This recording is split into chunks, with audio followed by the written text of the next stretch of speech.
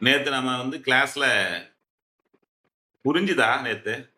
முதல்ல எல்லாம் கிளாஸ் நேத்து நம்ம சப்ஜெக்ட் நடத்தியிருக்கோம் புரியுதா? ஒருனுடைய சப்ஜெக்ட்டே முழுசா எடுத்துட்டு போயிட்டோம். புரியுது ஐயா. ஒரு சப்ஜெக்ட்டே முழுசா எடுத்துட்டு போயிட்டோம். இல்ல? ஒரு கிரகங்கள் வலுவா இருக்கா? இல்லையா? ஒரு வீடு வலுவா இருக்கா? இல்லையா? புரியுது. அப்படின்ற விஷயத்த வந்து பார்த்தீங்கன்னா, இதையே நாம ஹையர் கிளாஸ்ல படிக்கும்பொழுது திரும்ப, திரும்ப, திரும்ப, திரும்ப படிக்கும்பொழுது இது சாதாரணமா தோணும். அந்த ஃபர்ஸ்ட் நாள் அப்படின்னு சொல்றதுனால உங்களுக்கு வந்து குழப்பமா இருக்கும். சொல்லும்போது எல்லாம் லிசன் ஹியர். எல்லாம் மேலயும் ஃபேன் ஓடுதா? லைட் எரியுதா? அப்படின்னு பார்த்துட்டு, அப்ப ஏதோ சொன்னீங்களா சார்ன்னு சொன்னா, நான் பொறுப்பு கிடையாது. வீடியோ வராது. ஒரு வார்த்தையும் இம்பார்ட்டன்ட். சரி. இன்னைக்கு நாம காலையில மேக்ஸிமம் சனிக்கிழமையோட அடிப்படை வகுப்பு முடியும் அப்படின்றதனுடைய எய்ம் வச்சிருக்கேன். டார்கெட் வச்சிருக்கேன். 21 நாள், 22 நாள் ஆயிடும். சனிக்கிழமையோட அடிப்படை வகுப்பு முடிக்கலாம் அப்படின்றனுடைய எண்ணம் வச்சிருக்கேன். மேற்கொண்டு நீங்க படிங்க. இன்னைக்கு உங்களுக்கு நாம ஜோதிஷம் படிக்கிறது எதுக்காக அப்படின்னு சொல்லிட்டு ஒரு விஷயத்த நம்ம சொல்றோம். நாம நல்லா இருக்கணும் அப்படின்றதுக்காக ஜோதிஷம் படிக்கிறோம். நாம அடுத்தவங்களுக்கு வந்து பார்த்தீங்கன்னா, வழிகாட்டுறோம் அப்படின்றதுக்காகவும் படிக்கிறோம். கரெக்ட் தானே?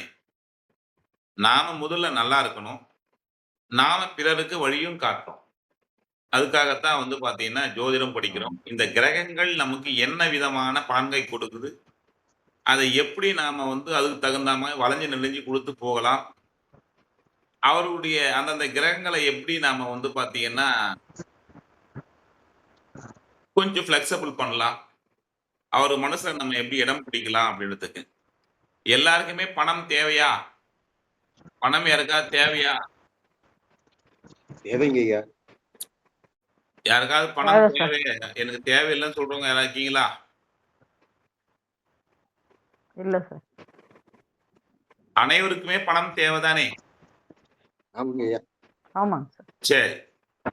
இன்னைக்கு நாம பணம் வருவதற்கான 2 பரிகாரங்கள பார்த்துட்டு திரிசூன்யத்த போயிடுவோம். கரெக்ட்டா? Okay sir.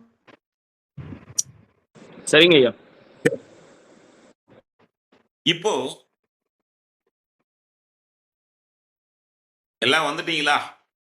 ஸ்டார்ட் பண்ணிக்கலாமா? நல்லா கேட்டுங்க. தனக்காரகன் யாரு? சுக்கிரன். குரு சுக்கிரன்.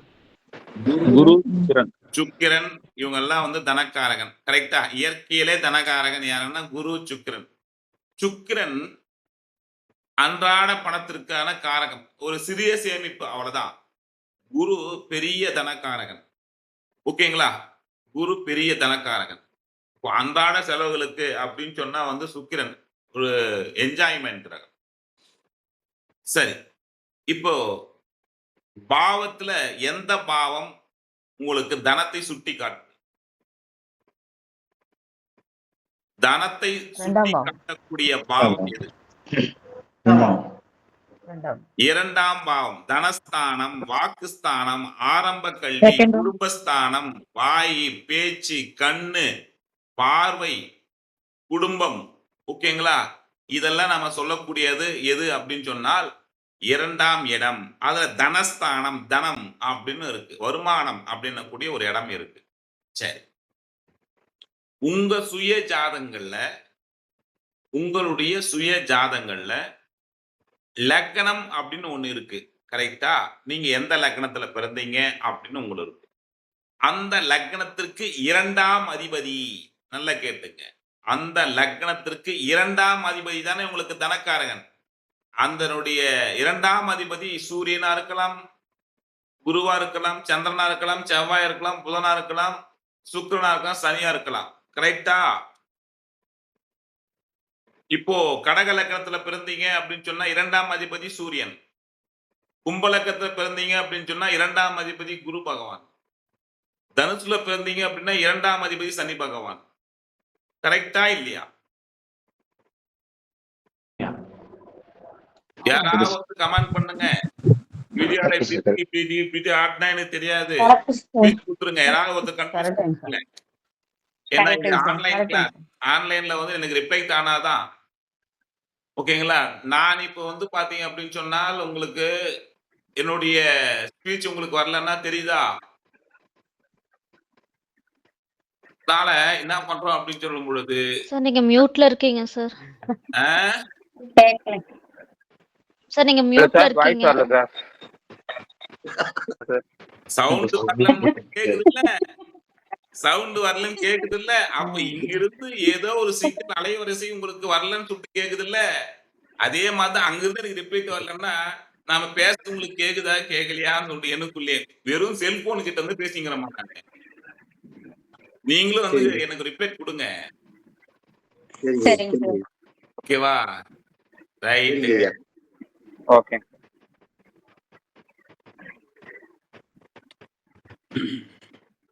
இன்றைக்கு நல்ல ஒரு செய்தியை கொடுக்கலாம் அப்படின்னு சொல்லிட்டு இன்றைய என்னுடைய 49வது பிறந்த நாள் என்று வந்து அடியெடுத்து வைக்கிறேன். 48 வயசு முடிச்சிட்டு 49வது நாளில் அருள் தேவனாகிய நான் அடியெடுத்து வைக்கிறேன். பிறந்த நாள் வாழ்த்துக்கள் சார். பிறந்த நாள் வாழ்த்துக்கள். பிறந்த நாள் வாழ்த்து. ஐயா பிறந்த நாள் வாழ்த்துக்கள் ஐயா. அனைவருடைய வாழ்த்துக்களை ஏத்துக்கிறேன். அதனுடைய வயது வந்து கடந்து போய்கிட்டே இருக்கு.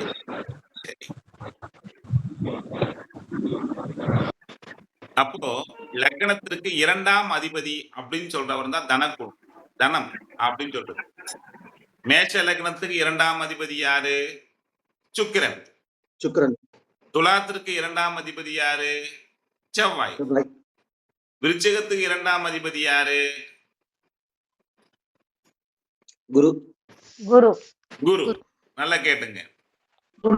ஒரு ஜாதகத்துல 2 கூடியவன் 5 கூடியவன் 7 2 5 8 11 கூடியவன் லக்னத்தோட தொடர்பு இருக்கு, ஜாதகரோட தொடர்பு இருக்கு அப்படின்னு நினைச்சுங்க. அந்த ஜாதகம் செல்வம் சம்பந்தப்பட்ட விஷயங்களில் சிறப்பாக இருக்கும். ஏன்னா 2ன்றது சாதாரண பணம். ஒருடைய 30,000 ரூபாய் 40,000 ரூபாய் வருமானம் வருது. அன்றாடம் வரக்கூடிய பணத்தை சொல்லக்கூடிய சுட்டி காட்டக்கூடியது 2ஆம் இடம். 5ஆம் இடம் ஒரு 60,000 ரூபாய் வருதுங்க. ஒரு 20,000 ரூபாய் சேர்த்து வைக்க முடியுதுங்க. சேர்த்து வைக்க முடியாத அன்றாட பணம் 2ஆம் இடம். சேர்த்து வைக்கக்கூடிய அளவுக்கு ஒரு 30,000 ரூபாய் ஒரு மாசத்துக்கு மிச்சப்படுத்துருங்க அப்படின்னு சொன்னீங்கன்னா அது 5ஆம் இடம். அந்த காலபுருஷனுக்கு 5ஆம் இடம் யார் சுட்டி காட்டுது? சூரியன், சிம்மம். 2ஆம் வீட்டை சுட்டி காட்டுறது யாரு? சுக்கிரன். ஐயா கொஞ்சம் திடீர் அதிர்ஷ்டம், கொஞ்சம் கஷ்டப்பட்டு வேதனைப்பட்டு கொஞ்சம் துயரப்பட்டு துன்பப்பட்டு இதெல்லாம் வந்து பட்டு கொஞ்சம் திடீர் அதிர்ஷ்டம், லாட்ரி, நல்ல ஒரு பெரும் செல்வம் வந்து சேருது. குசேலன் வீடு. ஓகேங்களா? சரி அப்படின்னு சொன்னா 8ஆம் இடம் திடீர் அதிர்ஷ்டம், லாட்ரி அதிர்ஷ்டம், சூதாட்டம், அதனுடைய கேம்லிங் ஆடுறது, ஷேர் மார்க்கெட் ஆடுறது, கிரிப்டோ கரன்சி யூஸ் பண்றது, யோக வணிகத்தில் யூஸ் பண்றது, திடீர் அதிர்ஷ்டம், உழைக்காம வரக்கூடிய பணம். அப்போ பெரும் பணத்தை கொடுக்கக்கூடியவன் குசேலன். இந்த பணம் மூட்டை தூக்கிட்டு வரான் இல்லையா, அப்படியே குபேரா அப்படின்னு சொல்லிட்டு. இந்த குபேர எந்திரம் வந்து பாத்துருக்கீங்களா? அதுல பாருங்க எப்படி இருந்தாலும் உங்களுக்கு அதனுடைய கூட்டுத்தொகை எப்படி இருக்கு பாருங்க. ஓகேங்களா? சரி.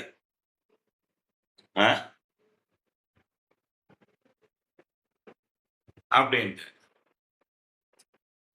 11ஆம் இடம் அளவில்லாத பணம். இதுக்கு யாரு அதிபதி? சனி பகவான். அப்போ இயற்கையாகவே சுக்கிரன், சூரியன், செவ்வாய், சனி இவங்கெல்லாம் வந்து பாத்தீங்கன்னா இந்த தனம் சம்பந்தப்பட்ட விஷயங்கள் பொறுப்பேற்றுப்பான். இயற்கையாகவே குரு பகவான் 9 12 கூடியவன். அவன் பெரும் தனத்துக்காரன். இதுதான் நம்ம வந்து சுட்டி காட்டுது. உங்க சுய லக்னத்திற்கு 2ஆம் அதிபதி யாரோ அவர்தான் உங்களுக்கு வந்து பாத்தீங்கன்னா தனத்தை கொடுக்கக்கூடியவன். அவன் பாதிக்காம இருக்காரா, நல்லா இருக்காரா? அந்த 2ஆம் அதிபதி 5 9ல 11ஆம் இடத்துல இருக்காரா, எப்படி இருக்காருன்னு மட்டும் பாத்துங்க. சரி, எப்படியோ இருக்கட்டும், எனக்கு பணம் வரணும், நல்ல தனம் வரணும், சேமிக்கணும் அப்படின்னு உங்களுக்கு எண்ணம் இருக்குமா இருக்காதா?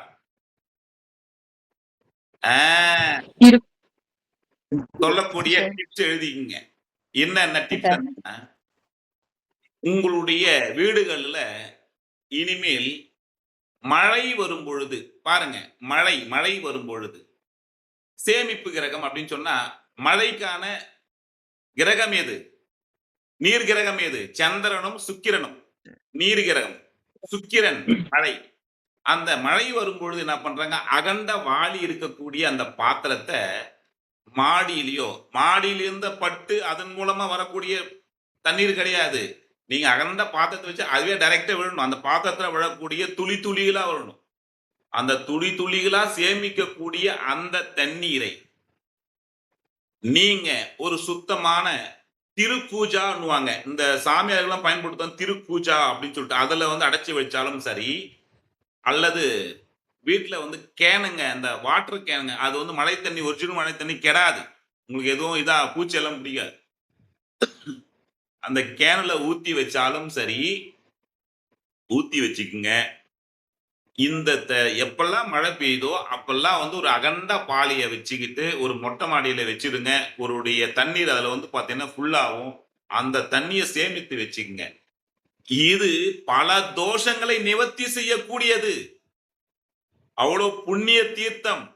இந்த தீர்த்தத்தை வீட்டுல பூஜை ரூம்ல வச்சுக்கிட்டு எப்பெல்லாம் உங்களுக்கு வீட்டை பூஜை செய்யறீங்களோ ஒவ்வொரு வெள்ளிக்கிழமையும் சுக்கிரனுடைய ஆதிபத்தியம் கொண்ட சுக்கிரனுடைய நாள் வெள்ளிக்கிழமை, வேலைக்கிழமை, உங்க பிறந்த நட்சத்திரங்கள், ஒரு பண்டிகை காலங்கள், ஒரு சுபகாரியங்கள், அப்போ இந்தனுடைய தண்ணீரை வீட்டுல பூஜை ரூம்ல உங்களுடைய எங்கெல்லாம் தெளிக்கணுமோ அங்கெல்லாம் தெளிங்க. ஓகேவா? அந்த தெளிக்கும் பொழுது உங்களுக்கு தோஷ நிவர்த்தி, சுக்கிரன் சம்பந்தப்பட்ட விஷயங்கள், பணம் சம்பந்தப்பட்ட விஷயம் நல்லா இருக்கும். ரைட். இந்த வீடியோவை நான் உங்களுக்கு இன்னைக்கு இண்டிவிஜுவலா மட்டும் அனுப்புறேன். ஏன்னா சப்போஸ் உங்களால எதுவும் கான்சன்ட்ரேஷன் பண்ண முடியல சார், என்னால மறுபடியும் சொல்லுங்கன்னு சொல்லுவீங்க. அதனால பார்த்து அனுப்புறேன். அதனால எழுதிங்க. சரி, என்ன வீடியோ ரெக்கார்ட் ஆயிட்டு இருக்கு. ரெண்டாவது, ஒரு மகாலட்சுமி யாரு? பணம், தனம். ஓகேங்களா? செல்லும் இருக்கக்கூடிய பெண் தெய்வம் யாரு? மகாலட்சுமி. ரைட். சொன்னா கரெக்டா. மகாலட்சுமி. அந்த மகாலட்சுமிக்கு பாத்தீங்க அப்படின்னு சொன்னா எந்த கிரகத்தினுடைய தெய்வம்? சுக்கிரனுடைய தெய்வம் மகாலட்சுமி. ஐயா, சுக்கிரன். அந்த மகாலட்சுமி யாருடைய கணவர், யாருடைய மனைவி? விஷ்ணு பகவான். காசு, பணம், துட்டு, மணி. ஓகேவா? சரி. அப்படின்னு சொல்லும் பொழுது ஒரு சின்ன மகாலட்சுமியினுடைய ஒரு சின்ன ஒரு சிலைய வாங்கி வச்சிருங்க. இங்க பாருங்க, நான் சொல்றதெல்லாம் இப்ப நோட் பண்ணிக்கங்க. அதுக்கப்புறம் நீங்க அப்படியே எழுதிக்கங்க. எழுதும் போது அப்படியே பாரு கேட்டுங்க. ஒரு மகாலட்சுமி சிலைய வாங்கி வச்சிருங்க, ஒரு சின்னதா வீட்டுல. அது வாங்கி வச்சுட்டு ஒருடைய தட்டு, அது அந்த சிலையை வைக்கிறது ஒரு சின்ன ஒரு தட்டா வச்சுங்க. அந்த பூஜை தட்டா வச்சுங்க. அந்த வீட்டுல பாத்தீங்கன்னா வெள்ளிக்கிழமை காலையில என்ன ஓரை வரும்? முதல் ஓரை சுக்கிரன் ஓரை. காலையில 6 to 7 சுக்கிர ஓரை தானே வரும். யாராவது தனி ஓரைன்னு சொல்லிட்டு போறீங்க. நான் இவ்வளவு நேரம் கிளாஸ் எடுத்து எனக்கு ஐயோ பாவம். சுக்கிர ஓரையோடு மகாலட்சுமியினுடைய அந்த சுக்கிரனுடைய ஆதிக்கம் இருக்கக்கூடிய நேரம். அந்த நேரங்கள்ல அந்தனுடைய பூஜை தட்டுல அந்தனுடைய மகாலட்சுமி சிலைக்கு நீங்க புதுசா வாங்கி வந்திருக்கீங்க அப்படின்னு சொன்னால் அதற்கு என்ன செய்வீங்க அப்படின்னு சொன்னால் தண்ணீர், இளநீர், மஞ்சள், குங்கும அபிஷேகம், பால் எல்லாத்தையும் போட்டு அந்த அம்மா கழுவி ஆரத்தி எடுத்து அவர்களுக்கு பாத்தீங்க அப்படின்னு சொன்னா பூஜை ரூம்ல வச்சு மலர்களா அது அவளை பாத்தீங்கன்னா அந்த இது போட்டு உங்களுக்கு டெக்கரேஷன் பண்ணிட்டு புதுசா குங்குமத்தை வாங்கி வச்சுங்க. 11 5 ரூபாய் காயின்ஸ், 5 ரூபி காயின்ஸ், 11 காயின்ஸ் வைங்க. 11ன்றது வெற்றி. ஒன்னொன்று லாஜிக் சொல்லிடுறேன். 11 அப்படின்றது நான் வெற்றி. புரியுதுங்களா? சரி. குங்குமத்தை நீங்க வந்து வாங்கிக்கிங்க. குங்குமம் செவ்வாயினுடைய ஆதிக்கம், சிவப்பு. கரெக்டா? சரி. இப்ப காலையில இதெல்லாம் கலெக்ட் பண்ணி வச்சுக்கங்க.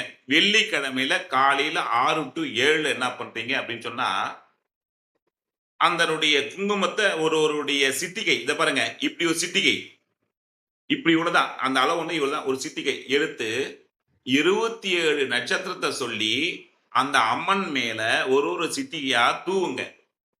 அஸ்வினி நமக, பரணி நமக, கிருத்திகை நமக, ரோகிணி நமக, மிருகசீடம் நமக, திருவாதிரை நமக, புனர்பூசம் நமக, பூசம் நமக, ஆயில்யம் நமக. ஓகேங்களா? இப்படின்னு ஒவ்வொருடைய சிட்டிகை எடுத்து அந்த அம்மன் மீது குங்குமத்தை போடுங்கள். தீபத்தை ஏற்றுங்க. நெய் தீபத்தை ஏற்றுங்க. நெய் தீபத்தை ஏத்திட்டு அதனுடைய பூஜை அறையை அலங்காரமா வச்சுங்க. வீட்டுல கெட்ட வாடை இருக்கக்கூடாது. துர்நாற்றம் வீசுனா என்ன? சனி பகவான் ஆட்சி இருக்காரு அந்த வீடுன்னு அர்த்தம். உங்க வீட்டுல பயன்படுத்தாத எந்த ஒரு பொருட்களும் வீட்டுல வச்சுக்காதீங்க. பயன்படுத்தாத பொருட்கள் எல்லாம் சனியினுடைய ஆதிக்கம். இந்த பொருள் எனக்கு வேண்டாம், இந்த சட்டை எனக்கு வேண்டாம், இந்த துணிகள் எனக்கு வேண்டாம், பயன்படுத்துவதில்லை, இந்த ஃபேன் பயன்படுத்த, இந்த சேர் பயன்படுத்தல, பயன்படுத்தாத எந்த ஒரு பொருட்களும் வீட்டுல வச்சுக்காதீங்க. நீங்க சுக்கிரனை வச்சுக்க போறீங்களா, குருவை வச்சுக்க போறீங்களா, வீட்டுல சனி பகவான் வச்சுக்க போறீங்களா, செவ்வாய் நீங்க தான் நீங்க ஆக்டிவேஷன் கொடுக்க போறீங்க. எந்த கிரகத்தை வீட்டுல வலுப்படுத்த போறீங்கன்னு சொல்லிட்டு வீட்டுல அமைதியை நிலநாட்டுங்க. வீட்டுல நறுமணத்தை ஏற்படுத்துங்க. நல்ல வாசனைய, ஓகேங்களா, நல்ல வாசனை ஏற்படுத்துங்க. ரைட். இதெல்லாம் பண்ணிட்டு வீட்டுல வந்து அந்த தேவையில்லாத விஷயங்கள்லாம் பண்ணிட்டு வசம்பு 5 வசம்பு துண்டு எடுத்துங்க. வசம்பு 5. வசம்புன்னா தெரியுமா? எத்தனை பேருக்கு தெரியும்? தெரியலன்னா நாட்டு மருந்து கடையில போயிட்டு வாங்கிங்க. நாட்டு மருந்து கடையில காலையில 6 மணிக்கு மேல கொடுக்க மாட்டாங்க. குழந்தைகளுக்கு கொடுக்கறதுன்னு சொல்லிட்டு கேட்டா சொல்லுவாங்க. சில பேர் பேரே சொல்ல மாட்டாங்க. அந்த வசம்பு மகாலட்சுமியினுடைய அம்சம். அது மகாலட்சுமியுடைய அம்சம். அது அந்த வசம்பு அப்படின்னு சொல்லுவாங்க. அதனுடைய மூலிகை கடையில கிடைக்கும். சரி, அந்த வசம்பு 5 துண்டு எடுத்துங்க. 11 5 ரூபி காயின்ஸ் எடுத்துங்க. இந்த 11 5 ரூபி காயின்ஸை வச்சு அந்த அம்மனை சுத்தி தலை, பூ தலை இருக்கும். ஒரு காயின்ல பூ தலை ரெண்டுமே இருக்கும். அந்த தலை மேல் பகுதியாக நோக்கி 11 காயின்ஸை சுத்தி அடிக்கிடுங்க. சுத்தி அடிக்கிடுங்க. இப்போ ஒவ்வொரு சிட்டிகையும் குங்குமத்தை எடுத்து அந்த அம்மன் மேல ஒவ்வொரு நட்சத்திரத்தை சொல்லி நமக அப்படின்னு சொல்லிட்டு நீங்க வந்து பாத்தீங்க அப்படின்னு சொன்னா போட்டு உங்களுடைய வேண்டுதலை அந்த அம்மன் கிட்ட வச்சுட்டு இந்த குங்குமத்தை அங்க கொட்டி இருக்குல்ல, அம்மன் மேல போட்டிருக்கீங்கல்ல, எப்பவுமே நீங்க வெளியே போகும்போது அந்த குங்குமத்தை உங்களுடைய அந்த குங்குமத்தை எடுத்து உங்களுடைய பெண்களாக தான் நெற்றியிலும் ஆண்களும் அதை வந்து இட்டுட்டு போங்க. திலகம் இட்டுட்டு போங்க. அந்த குங்குமத்தை இட்டுட்டு நீங்க போகும் பொழுது அந்த 5 ரூபி காயின்ஸ் வச்சிருக்கீங்க இல்லையா, அந்த 5 ருபீஸ் காயின்ஸ் எடுத்து உங்களுக்கு பாலுக்கோ ஒருவருடைய விஷயங்களுக்கோ நல்ல காரியத்தை யூஸ் பண்ணிக்கங்க. செலவு பண்ணிட்டே இருங்க. மீண்டும் வந்து பார்த்தீங்கன்னா காசு செலவு ஆயிட்ட பிறகு 5 ருபீஸ் காயின்ஸ் வச்சு அதே மாதிரி வச்சுங்க. அங்க வச்சு தீபாராதனை கொடுங்க. குங்குமம் ஆயிடுச்சு அப்படின்னு சொன்னா திரும்பவும் வந்து பாத்தீங்க அப்படின்னு சொன்னா அந்த குங்குமத்தை வாங்கி மறுபடியும் அபிஷேகம் பண்ணுங்க. ஒவ்வொரு வெள்ளிக்கிழமையும் ஒருடைய தீபாராதனை கொடுங்க. நெய் வைத்தியம் கொடுங்க. அந்த வசம்புடைய 5 துண்டுகள் என்ன செய்றீங்க அப்படின்னு சொன்னா, ஒரு துண்டை அந்தனுடைய தட்டிலேயே வச்சிருங்க. மகாலட்சுமி கூடிய தட்டிலேயே வச்சிருங்க. ஒரு துண்டை உங்க வீட்டுல இருக்க உப்பு, கல் உப்புன்னு ஒண்ணு இருக்கும். இந்த சால்ட் எல்லாம் இந்த மாடர்ன் எல்லாம் இல்ல, கல் உப்புன்னு ஒண்ணு இருக்கும். அந்த கல் உப்புல இந்தனுடைய துண்டை வச்சிருங்க. பச்சை அரிசின்னு ஒண்ணு இருக்கும். வீட்டுல வந்து பச்சை அரிசி, புழுங்கல் அரிசி, பச்சை அரிசினுக்குள்ள பச்சை அரிசியில இன்னொரு பீஸ போட்டுருங்க.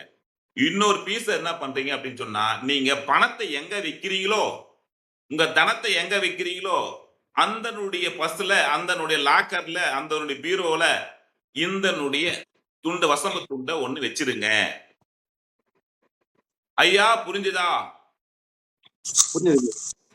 இந்த வேலையை செய்யுங்கள். உங்களுக்கு பணம் சம்பந்தப்பட்ட விஷயங்கள், செல்வம் சம்பந்தப்பட்ட விஷயங்கள் குறைவில்லாமல் வீடு சுத்தமா வச்சுக்கோங்க. நறுமணம் இருக்கிற மாதிரி வச்சுக்கோங்க. ஒவ்வொரு வெள்ளிக்கிழமையும் 6 to 5 6 to 7க்குள்ள சுக்கிர உரையில அதனுடைய தலைவாசலுக்கு மாவிலை எல்லாம் தோரணம் எல்லாம் கட்டி மகாலட்சுமியை வந்து வரவைங்க, வீட்டுக்கு வரவைங்க. ஓகேங்களா? அலங்காரமா வச்சுங்க, எப்பவுமே வீடு அமைதியா வச்சுங்க, சாந்தமா வச்சுங்க, நறுமணமா இருக்கிற மாதிரி செய்யுங்க. வீட்டுல தேவையில்லாத பொருட்கள்ல அகற்றுங்க. தேவை உங்களுக்கு என்ன இருக்கோ அதை மட்டும் யூஸ் பண்ணுங்க. அது துணியா இருக்கலாம், மணியா இருக்கலாம், எது வேணா இருக்கலாம். புரியுதுங்களா? அப்போ இந்தனுடைய விஷயங்கள் எல்லாம் நீங்க செய்யுங்கள். இது முதல் பரிகாரம். இரண்டாவது பரிகாரம், இதுல ஏதாவது சந்தேகம் இருக்கா? சார் நான் என்ன சார் பண்ணணும்ட்டு புரியுதா நான் சொன்னது? ஒரு மகாலட்சுமி சிலைய வாங்கி அதுக்கு உங்க வீட்டுல ஏற்கனவே இருக்கு அப்படின்னு சொன்னா கண்டினியூ பண்ணீங்க. புதுசா வாங்கினா எந்த ஒருடைய தெய்வ சிலையும் வாங்கும் பொழுது ஒருடைய 24 மணி நேரம் வந்து பாத்தீங்கன்னா அதனுடைய தண்ணியில ஜலத்துல விட்டுடணும். அதுக்கப்புறம் எடுத்து பால் அந்த சிலை மேல பாலை ஊத்தி அது எல்லாமே அவங்க பண்ணுவாங்க. பால், தேன், சந்தனம், குங்கும அபிஷேகம், திருநீறு அபிஷேகம் அப்படின்னு எல்லாமே பண்ணிட்டு அதற்கான மந்திரங்களை சொல்லி, உங்களுக்கு மந்திரம் தெரியல அப்படின்னு சொன்னாலும் உங்க செல்போன்ல வந்து மந்திரத்தை ஒலிக்க விடுங்க. மகாலட்சுமியினுடைய அந்த மந்திரத்தை ஒலிக்க விடுங்க. ஒலிக்க விட்டுட்டு நீங்க அதன் கூடயே சொல்லிட்டு வாங்க. அதனுடைய விஷயங்கள் உங்களுக்கு நல்லா இருக்கும். அதுக்கப்புறம் நீங்க வந்து அந்த சிலையை வச்சு 11ன்றது வந்து வெற்றி ஸ்தானம். பைரிபிஸ் காயின்ஸை வந்து சுத்தி அடுக்குங்க. குங்குமத்தை 27 நட்சத்திரத்தை சொல்லி வந்து அப்படியே போட்டுட்டு வாங்க. அந்த குங்குமத்தை நீங்க தலையில நீங்க இதுல வைங்க, நெற்றியில வைங்க. இதனுடைய வசம்பு துண்டை வந்து பாத்தீங்கன்னா 5 துண்டுகளை வாங்கி நீங்க ஒவ்வொரு இடத்துல வைங்க. முடிந்தால் வசம்பு துண்டை தலைவாசலில் கட்டலாம். தலைவாசலில் உங்களுடைய தலைவாசல் இருக்கு இல்லையா, அந்த தலைவாசல் மேல கிரீன் துணியில பாருங்க, பச்சை துண்டுல இதனுடைய இதை வச்சு வசம்ப வச்சு நீங்க வந்து தலை மேல கட்டலாம். ஓகேங்களா? ரைட். இப்படி கட்டும் பொழுது உங்களுக்கு செல்வம் சம்பந்தப்பட்ட விஷயங்கள் சிறப்பா இருக்கும். இல்ல ஏதாவது சந்தேகம் இருக்கா? இல்லைங்க ஐயா. இல்லைங்க சார். புரிஞ்சிச்சா? புரியுதுங்க சார். இரண்டாவது பரிகாரம் உங்களுடைய ஐயா, இது அடுப்பு திட்டு இருக்குது இல்லைங்கய்யா, அடுப்பு பக்கத்துல நம்ம வலது பக்கம் உப்பு ஜாடி வைக்கிறோம். அங்கிருந்து உப்பு எடுத்து பயன்படும். அந்த இடத்துல வந்து மேல வந்து உப்பு ஜாடியை வைக்க கூடாது. உப்பு ஜாடியை கீழே வச்சு கீழே இருந்துதான் உப்பு எடுக்கணும் அப்படிங்களாங்க ஐயா? அப்படியெல்லாம் எதுவும் கிடையாது. கீழே வைக்கலாம், மேல வைக்கலாம் அப்படின்னு கிடையாது. உங்களுக்கு உப்பு அப்படின்றது வீட்டுல இருக்கணும், அவ்வளவுதான். கல்லு உப்பா இருக்கணும். அது சால்ட் அப்படின்றதுலாம் கல்லு உப்பு வச்சுக்குங்க. அது வாஸ்து கிளாஸ் தனியா வரும். அது ஏன் எதுக்குன்னு லாஜிக்கோட உங்களுக்கு சொல்றேன். வாஸ்துன்றது சப்ஜெக்ட், லாஜிக்கோட சொல்றேன். எதுக்கு இப்படி சொல்றாங்க? இங்க பாருங்க, கண்ணு இங்க இருந்தாதான் அழகு. கண்ணு இங்க இருந்தா என்ன பண்ணுவீங்க? என்னடா இது ஏடா கூடமா இருக்குன்னு சொல்லி பாப்பீங்களா? இந்த வாய் இந்த பக்கம் திரும்பிட்டா வித்தியாசமா இருக்குமா, இருக்காதா? இந்த மூக்கு இந்த பக்கம் திரும்பினா வித்தியாசமா இருக்குமா, இல்லையா? வாஸ்து புருஷன் அப்படின்னு சொல்லும் பொழுது இயற்கையாக இத்தந்த அமைப்பு இங்கங்க இருந்தால் அந்தனுடைய வீட்டுல வசிக்கக்கூடிய இருப்பிடம் அருமையாக இருக்கும் அப்படின்னு அர்த்தம். இங்க கிச்சன் இருக்கணும், இங்க பாத்ரூம் இருக்கணும், இங்க பூஜை ரூம் இருக்கணும், இங்க சமையல் கட்டு இருக்கணும். இதனுடைய இது வந்து பாத்தீங்கன்னா வடக்கு, தெற்கு, கிழக்கு, மேற்கு 4 பக்க நிலைகள். வடகிழக்கு டைரக்ஷன், தென்மேற்கு டைரக்ஷன், தென்கிழக்கு டைரக்ஷன், வடமேற்கு டைரக்ஷன். இது மத்தியில 8 திசைகளா பிரிக்கிறாங்க. ஒவ்வொரு கிரகத்துக்கும் பிரிக்கிறாங்க.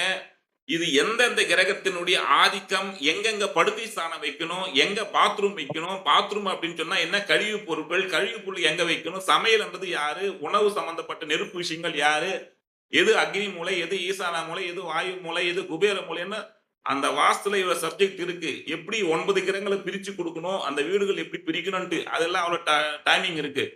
ஒரு பாயிண்ட் சொல்ல முடியாது, அது தனி சப்ஜெக்ட். அது ஒரு பக்கம் இருக்கும். இதுல ஏதாவது சந்தேகம் இருக்கா? நடத்தியதில் சந்தேகம் இருக்கா? இல்லை. சரி, இரண்டாவது எழுதிங்க, ஞாபகத்தை வச்சுங்க, எழுதிங்க. உங்களுடைய பிறந்த நட்சத்திரத்துக்கு 2வது நட்சத்திரம் என்னது? உங்களுடைய பிறந்த நட்சத்திரத்துக்கு யார் 2வது நட்சத்திரம்? நீங்க. இப்ப நான் அஸ்வின் நட்சத்திரம். அஸ்வின் நட்சத்திரத்துக்கு 2வது நட்சத்திரம் எது? பரணி. வெரி குட், பரணி நட்சத்திரம். இப்ப நீங்க திருவாதிரை நட்சத்திரம் நினைச்சுக்கங்க. திருவாதிரைக்கு இரண்டாவது நட்சத்திரம் எது? புனர்பூசம். Very good. அப்போ உங்க பிறந்த நட்சத்திரத்துக்கு இரண்டாவது நட்சத்திரம் வரக்கூடிய நாளில் நீங்க 11 அரச இலைகளை பறிச்சுங்க. அரச இலை, அரச மரம் யாருக்கு உகந்தது? விநாயகருக்கு. விநாயகர். எந்த கிரகத்துக்கு உகந்தது?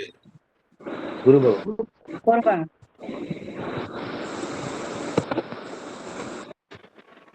குரு குரு பகவான். ஐயா, அரச மரம், அரச மரம், அரச மரம் குரு பகவான் உகந்தது. குரு பகவானுடைய மரம் அரச மரம். சுக்கிர பகவானுக்கு அத்தி மரம் சொல்லிருக்குமா இல்லையா? ஆமாங்க. மறந்துட்டீங்களா? படிச்சாதானே. நீ பாடி கொடுத்துனேங்கிற. எவ்வளவு சார் நான் படிக்கிறது? எவ்வளவுதான் நாங்களும் படிப்போம் சார். எந்த கல்வியுமே படிக்கலாம். ஒருடைய வாழ்க்கையினுடைய வாழ்வியல் தத்துவத்தை நமக்கு பயன் கொடுக்கக்கூடிய கல்வியை, இந்த கல்வியை படிக்கிறது தப்பே கிடையாது. அடுத்து என்ன நடக்கும் அப்படின்னு சொல்லிட்டு நம்ம பார்த்து ஆய்வு செய்யக்கூடிய கல்வியை நம்ம படிக்கலாம். அப்போ அரச மர இலை அப்படின்றது இது பாத்தீங்கன்னா குரு பகவானுக்கு உகந்தது. அந்த அரச மர இலைய, டேமேஜ் ஆகாத இலைய, நன்றாக இருக்கக்கூடிய அந்த இலைய 11 இலைய பறிச்சுக்குங்க. 11 இலையை பறித்துக் கொள்ளுங்கள். பறிச்சுக்கிட்டு பாருங்க, என்னைக்கு உங்களுடைய பிறந்த ஜென்ம நட்சத்திரத்துக்கு இரண்டாவது நட்சத்திரம் வருதோ அல்லது ஜென்ம நட்சத்திரம் வருதோ, நீங்க பிறந்த நட்சத்திரத்துக்கும் போகலாம், அல்லது தனம் சம்பந்தப்பட்ட விஷயங்களுக்கு இரண்டாவது நட்சத்திரம் அன்னைக்கும் போகலாம். உங்களுடைய 5வது நட்சத்திரம் அப்படின்னு எது வருதோ அங்கேயும் போகலாம். 9வது நட்சத்திரமும் போகலாம். 1, 2, 5, 9வது நட்சத்திரங்களுக்கு போகலாம். புரிஞ்சுதா?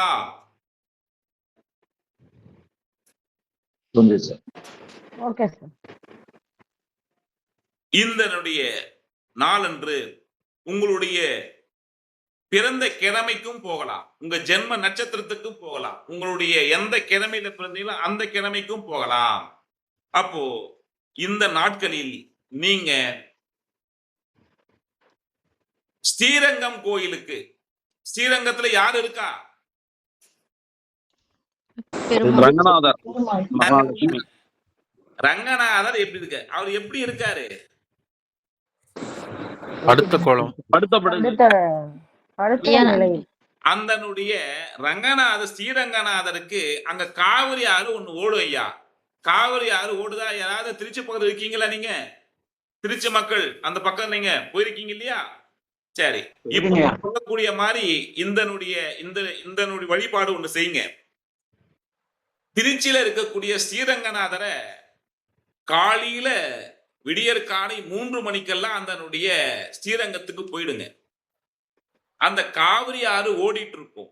அந்த படித்துறையில கவனமா படித்துறையில என்ன செய்றீங்க அப்படின்னு சொல்லும் பொழுது, அந்த தண்ணிய தொட்டு கும்பிட்டுங்க. அந்த தண்ணியை அசுத்தம் பண்ணாதீங்க. தண்ணியை தொட்டு கும்பிட்டுங்க. ஓகேங்களா? அந்த தண்ணியை அசுத்தம் எதுவும் பண்ணாதீங்க. சரி, மெல்லமா போயிட்டீங்க அப்படின்னு சொன்னா ஒரு மஞ்சள் துணியை, ஒரு மஞ்சள் டவலை வாங்கிங்க. பெண்களா இருந்தால் மஞ்சள் ஒரு டவலை மேல போத்திங்க. ஆண்களா இருந்தா இடுப்புல கட்டிங்க. சரி, கட்டிட்டு 11 அரச இலைகளை உங்க வீட்டுல இருந்து கிளம்பும் பொழுதே உங்க குலதெய்வத்தை நினைச்சுக்கிட்டு அதுக்கு மஞ்சள் குங்குமம் வச்சிடுங்க. மஞ்சள் குங்குமம் வச்சுட்டு அரச இலைகளை எடுத்துக்கிட்டு இன்னைக்கு ஸ்ரீரங்கம் நம்ம போகிறோம் அப்படின்ற மைண்ட்ல வச்சுக்கிட்டு அந்த நாட்களை உங்களுடைய ஜென்ம நட்சத்திர நாட்களையோ, 2வது நட்சத்திரமோ, 5வது நட்சத்திரம், 9வது நட்சத்திரம் வரக்கூடிய நாட்களில், பிறந்த கிழமை நாட்களில் நீங்கள் பாத்தீங்கன்னா கோயிலுக்கு போறேன் அப்படின்னு கிளம்புங்க. சரி, அப்போ ஒரு நாள் அன்னைக்கு ஈவினிங்கே போயிட்டு அங்க பாத்தீங்கன்னா லாங்கா போறவங்க அன்னைக்கு ஈவினிங்கே போயிட்டு அங்க இருக்கக்கூடிய இதுல விடுதிகள்ல தங்கிடுங்க. காலையில விடியற் காலை 3 மணிக்கெல்லாம் அங்க அதனுடைய படித்துறையில பாத்தீங்கன்னா இருக்கிற மாதிரி நீங்க பிளான் பண்ணுங்க. இந்த டவல் எடுத்துங்க, மஞ்சள் கலர் டவல் எடுத்துங்க. அந்த தண்ணியை தொட்டு வணங்கிட்டு இந்த 11 இலைகளை எடுத்துக்கிட்டு அதனுடைய ஆத்துல முழுகுங்க. ஓரமா இருந்து ஆத்துல முழுங்க.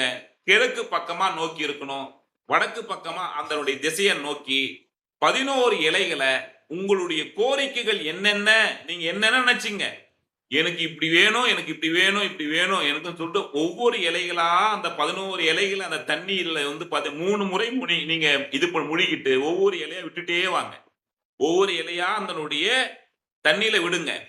விடும் பொழுது விட்டுட்டு இந்தனுடைய மஞ்சள் துணிய அந்த ஆத்துலயே நீங்க அப்படியே விட்டுருங்க. விட்டுட்டு நீங்க ட்ரெஸ்ஸிங் வந்து பாத்தீங்கன்னா நீங்க இருக்கக்கூடிய இடங்கள்ல போயிட்டு நீங்க ட்ரெஸ் சேஞ்சஸ் பண்ணிட்டு 5 மணிக்கெல்லாம் வந்து பாத்தீங்க அப்படின்னு சொன்னா அந்த ஸ்ரீரங்கநாதனுடைய தரிசனம், விஸ்வரூப தரிசனம், விஸ்வரூப தரிசனம், ஸ்ரீரங்கத்தில் நடக்கக்கூடிய விஸ்வரூப தரிசனம் தெரியுதா? தெரியுமா இருக்கா? விஸ்வரூப தரிசனம் எத்தனை பேர் தெரியும்? காலையில தெரியாதுங்க ஐயா, தெரியாதுங்க ஐயா. விஸ்வரூப தரிசனம் ஸ்ரீரங்கநாதரை காலையில எழுப்புவாங்க. எழுப்புறது வந்து பாத்தீங்கன்னா என்ன சொல்லியிருக்கேன், ராகு கேதுக்களுடைய கதையை வரும்போது அந்தனுடைய அமுதத்தை கடையும் பொழுது வெள்ளை குதிரை, யானை, அங்க வந்து பாத்தீங்கன்னா கோமாதா இவங்க எல்லாம் தரிசனம் பொழுது ஆனத்துல வந்து தேவர்கள் அங்க அந்த இது பண்ணும்போது இப்போ அரசுகள் அந்த அமுதத்தை எடுத்துட்டு போயிட்டாங்கன்ட்டு அந்த மாதிரி இவர் வந்து பாத்தீங்கன்னா ஸ்ரீரங்கநாதரை எழுப்புறது வந்து பாத்தீங்க அப்படின்னு சொன்னால் பசுமாடு வரும், யானை வரும், வெள்ளை குதிரை வரும். இவர்கள்லாம் வந்து பாத்தீங்கன்னா தாளை தப்பட்டோட வந்து பாத்தீங்க அப்படின்னா ஸ்ரீரங்கநாதரை வந்து பாத்தீங்கன்னா எழுப்புவாங்க. அந்த இடம் ஒரு 100 பேர் அதனுடைய சன்னதியில 100 பேர் இருக்கக்கூடிய அளவு தான் இருக்கும். இடம் சின்னதா இருக்கும். அதனால ஒரு நாளைக்கு 100 பேர் தான் அப்பாயின்மெண்ட் கொடுப்பாங்க. சில நாட்களில் விஸ்வரூப தரிசனம் இல்லை அப்படின்னு சொல்லிடுவாங்க. அந்த பண்டிகை காலங்கள்ல ரொம்ப இம்பார்ட்டன்ட் காலங்கள்ல வேளா இல்லைன்றுவாங்க. அது ஆன்லைன் டிக்கெட்டும் புக் பண்ணிடுறாங்க. அந்த ஆன்லைன் டிக்கெட்டும் கொடுத்துருவாங்க. ஆன்லைன் டிக்கெட் ஃபுல் ஆயிடுச்சு அப்படின்னு சொன்னா காலையில 5 மணிக்கே அங்க போனா ரொம்ப கியூ நிற்கும். அந்த டிக்கெட்டு அந்த வாசல்ல போய் நிப்பாங்க. அந்த கம்பி பிடிச்சி நிப்பாங்க. அப்போ அதனுடைய கம்பியை திறந்த உடனே 5 மணிக்கெல்லாம் திறப்பாங்க. திறந்த உடனே வந்து பார்த்தீங்கன்னா ரொம்ப ஸ்பீடா ஓடணும். ஓடி போயிட்டு அந்த டிக்கெட்டை வாங்கிட்டு முன்னாடி போய் உட்காந்தீங்க அப்படின்னு சொன்னால் இந்த குளிச்சுட்டு எல்லாம் செஞ்சுட்டு விஸ்வரூப தரிசனத்தை பார்க்கும் பொழுது அதனுடைய பசுமாடு, அந்த குதிரை, அந்த யானை வந்து பார்த்தீங்கன்னா அந்த யானை பிளிரும். அந்த பிளிரும் பொழுது அந்த ஸ்கிரீன் ஓபன் பண்ணுவாங்க. அந்த ஸ்ரீரங்கநாதர் அந்த யானை முகத்தில் தான் முழிப்பார். அவர் கஜமுக அதனுடைய அது பண்ணும் அதனுடைய சவுண்டு கேட்டுதான் அவரு எழுப்பார். அதுக்கு பிறகுதான் தரிசனமே. இந்த அற்புத கண்காட்சியை நீங்க போய் தரிசனம் செய்யுங்க. சூப்பரா இருக்கும். அந்த பக்தியோடு போயிட்டு அந்த தரிசனத்தை விஸ்வரூப தரிசனத்தை போய் நீங்க தரிசனம் செய்யுங்க. பாருங்க, சூட்சமமா சொல்றேன். சும்மா நீங்க போறது சும்மா வரதெல்லாம் கிடையாது. புரியுதுங்களா? அப்போ உங்களுக்கு என்னைக்கு போகணும் அந்த மாதிரி போங்க. உங்களுடைய 5ஆம் அதிபதி அந்த குலதெய்வம் அதனுடைய நாட்களில் நீங்க போங்க. அப்படி செய்யும் பொழுது இந்த தரிசனத்தை முடிச்சுட்டு அந்த 11 இலைகளை விட்டுட்டு வந்துருங்க. இனிமேல் எந்த நதியில் நீரிடா நீங்க போய் குளிச்சாலும், எந்த கடலில் குளிச்சாலும், எந்தனுடைய அந்த தண்ணீர் இருக்கக்கூடிய இடங்களை குளிச்சாலும் புனித ஸ்தலங்கள்ல இந்த 11 இலைகளை நீங்க விடுங்க. இப்ப ஏன் விடுறோம் அப்படின்னும் போது நீர் வந்து சந்திரன், கரெக்டா? இதனுடைய மஞ்சள் துண்டும் அரச இலைகளும் குரு, ஓகே கரெக்டா? ஸ்ரீரங்கநாதனுடைய ஸ்தலம் என்னது வந்து பாத்தீங்கன்னா பணம், தனம், கரெக்டா? உங்களுடைய பிரச்சனை தீர்க்கக்கூடிய ஒரு ஸ்தலம், ஓகேங்களா? உங்க தோஷங்களை நிவர்த்தி செய்யக்கூடியது தண்ணீர். நீங்க எங்கேயாவது அசுப காலத்துக்கு போயிட்டு வந்து தண்ணி தொளிப்பீங்க. தண்ணீர் தான் வந்து தோஷ நிவர்த்தி. உங்க காலை கழுவிங்க. அந்த ஸ்ரீரங்கத்துக்கு போகும் பொழுது அந்த சந்திரனையும் குருவையும் ஆக்டிவேஷன் பண்ணி அந்த ஸ்ரீரங்கநாதரை வந்து நீங்க போய் தரிசனம் பண்ணுவது உங்களுடைய அளவற்ற உங்களுடைய என்னென்ன கோரிக்கைகள் வச்சீங்களோ 11 கோரிக்கைகள் என்னென்ன வச்சீங்களோ அத்தனையினுடைய கோரிக்கையிலும் உடனடியாக பரிசீலனை செய்யப்பட்டு உங்களுடைய கோரிக்கைகள் அக்செப்ட் பண்ணப்படும். Tick tick tick tick tick பண்ணப்படும். ஐயா புரிஞ்சுதா?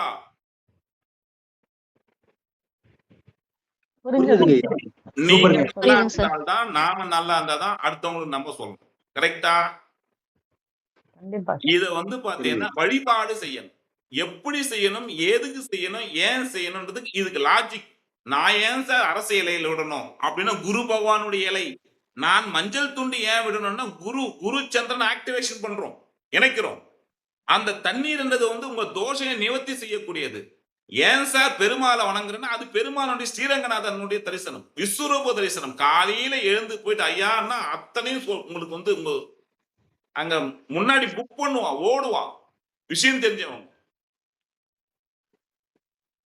புரிஞ்சுதுங்களா புரியலையா? இந்த 2 பரிகாரம் புரியுதுங்க சார். புரிஞ்சுதுங்க சார். செய்யுங்க. ஏதாவது சந்தேகம் இருந்தா கேளுங்க. ஏன் இது ஆன்லைன் டிக்கெட் இருக்குங்களா? ஆன்லைன்லயே டிக்கெட் இருக்கு. சில நாட்கள்ல தரிசனம் சம்பந்தப்பட்ட விஷயங்கள்ல வந்து பாத்தீங்கன்னா லாக் பண்றாங்க ரொம்ப இம்பார்ட்டன்ட் நேரங்கள்ல. இப்போ இந்த ஆடி பெருக்கு, இந்த புரட்டாசி மாசம், இந்த ஐப்பசி மாசம், இந்த கார்த்திகை மாசம், இதெல்லாம் வந்து பாத்தீங்கன்னா புனித மாதங்கள்லாம் வந்து போங்க.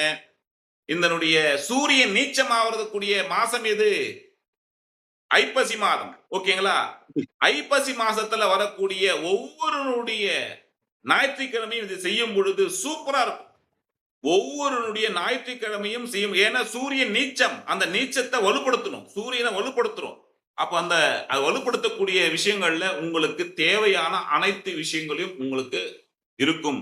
எப்பவுமே பாருங்க, இங்க பாருங்க, எப்பவுமே ஒரு ஆண்களா இருக்கட்டும் பெண்களா இருக்கட்டும், வசம்பு துண்டை ஒரு பாக்கெட்டிலயோ அல்லது நீங்க பர்ஸ்லயோ வச்சுக்குங்க. மகாலட்சுமி உங்க கூடயே அருள் வாசம் செய்வோம், வெற்றி கிடைக்கும். யாராவது இம்பார்ட்டன்டான விஷயத்த நீங்க போய் பேச போறீங்க அப்படின்னு சொன்னா ஒரு 10 நிமிஷத்துக்கு முன்னாடி ஒரு பாக்கெட்ல டேமேஜ் ஆகாத லவங்கம், அந்த இது பேர் என்ன, லவங்கம் தானே சொல்லுவாங்க, அது கிராம்பு கிராம்பு கிராம்பு, அது வாயில வந்து 10 சைடுல அடக்கி வச்சுங்க, ஒரு 10 நிமிஷம் அடக்கி வச்சுக்கோங்க. புரியுதுங்களா? இதெல்லாம் மகாலட்சுமியுடைய. அப்போ ஒருத்த சந்திக்கிறோம், அவர்கிட்ட பேசுறோம் அப்படின்னு சொல்லும் பொழுது அவர்கிட்ட போயிட்டு என்ன பண்ணி 10 நிமிஷம் அடக்கி வச்சுக்கிட்டு அப்போ அவர்கிட்ட போய் பேசி பாருங்க. உங்களுடைய வார்த்தைகள் வந்து பார்த்தீங்கன்னா தெய்வீக வார்த்தையில மாறும். அந்த ஆப்போசிட் வந்து உங்களுடைய கோரிக்கையில ஏத்துக்குப்பாங்க. உங்களை சுத்தி வந்து பார்த்தீங்கன்னா அந்த துண்டு, வசம்ப துண்டு வச்சுங்க, உங்களை சுத்தி பாசிட்டிவ் எனர்ஜி சுத்திட்டே இருக்கும், உங்களுக்கு வைப்ரேஷன் சுத்திக்கிட்டே இருக்கும். இதெல்லாம் செஞ்சு பாருங்க. இதெல்லாம் செஞ்சுட்டு அதுக்கப்புறம் வந்து வாழ்வியல் தத்துவத்தை புரிஞ்சுக்குங்க. உங்களை கொஞ்சம் கொஞ்சமா கொஞ்சம் டியூன் பண்ணிக்கங்க. நமக்கும் வயசு ஆகுது இல்ல, நீங்களும் வந்து அடுத்தவருக்கு வந்து வழிகாட்டணும் இல்ல. ஏன் ஜோதிடத்தை படிக்கிறோம்? கொஞ்சம் கொஞ்சமா மாத்திக்கங்க. ஓகேங்களா? நம்ம வந்து பாத்தீங்கன்னா கிங்கினி மிங்கினி பிறந்தோம், அதுக்கப்புறம் ஸ்கூல் போனோம், அதுக்கப்புறம் நம்ம கல்யாணத்தை ஒண்ணு பண்ணி வச்சிட்டாங்க, அதுக்கப்புறம் நமக்கு வந்து பாத்தீங்கன்னா குழந்தை குட்டிகளை பெற்றுட்டோம். நம்ம வந்து இன்னொருத்தர் வழிகாட்டணும்ல. நமக்கே விஷயம் தெரியல அப்படின்னு சொன்னா நம்ம எப்படி ஒருத்தர் வழிகாட்ட முடியும்? ரொம்ப பேருக்கு ராகு கால எம்மகண்டமே தெரியல. நான் என்ன செய்ய? ஐயா, இதுல ஒரு சந்தேகம் இருக்கா? இல்லைங்க சார். இல்லைங்க ஐயா. கிளியரா புரியுதா? புரியுதுங்க ஐயா. புரியுதுங்க சார்.